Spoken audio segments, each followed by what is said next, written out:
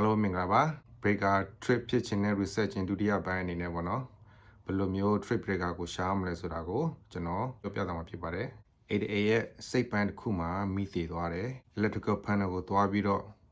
breaker တွေကိုစစ်စစ်ကြည့်တဲ့အခါမှာ breaker တွေက trip ပုံစံနဲ့အလယ်မှာမရှိနေပဲ breaker အားလုံးဟာ on အနေထားမှာရှိနေပဲဆိုရင်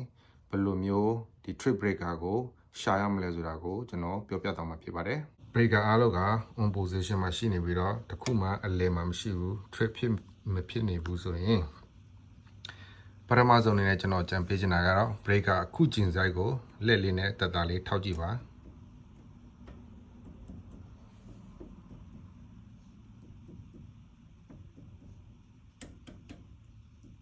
အဲဒီလိုလက်ကလေးနဲ့တက်တာလေးတစ်ခုချင်းစီကိုထောက်ကြည့်ပါ breaker တွေကတခုကအလဲ trip နေရာကိုလွယ်လွယ်လေးခောက်ရုံနဲ့ပြင်ရောက်သွားမှာကိုတွေ့ရမှာဖြစ်ပါတယ်ဒီလိုအဖြစ်မျိုးကိုအိပ်ပတ်ရှင်တို့များများက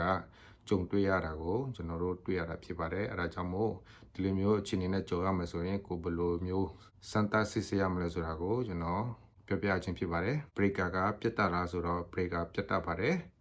breaker 3-5က trip ရုံနဲ့ပြတ်တယ်လို့လည်းပြောလို့မရဘူးဆိုပေမဲ့လည်း breaker ရဲ့သက်တမ်းနဲ့သူ့ရဲ့ trip position ကိုမူတည်ပြီးတော့ breaker ပြတ်တာကိုလည်းတွေ့ရတတ်ပါတယ်အကယ်လို့ကိုယ့်အိမ်မှာရှိတဲ့ breaker ကပြန် reset လို့မရတော့ဘူးပြတ်နေလို့ဆိုရင်တော့ electrician ကိုခေါ်ပြီးတော့ပြန်ရောက်ချိန်ရမှာဖြစ်ပါတယ်နောက်လာမယ့်ဗီဒီယိုတွေမှာ breaker တွေဘယ်လိုမျိုးချိန်ရလဲဆိုတာကိုကျွန်တော်လက်တွေ့ပြသမှာဖြစ်ပါတယ်အားလုံးပဲကျေးဇူးတင်ပါတယ်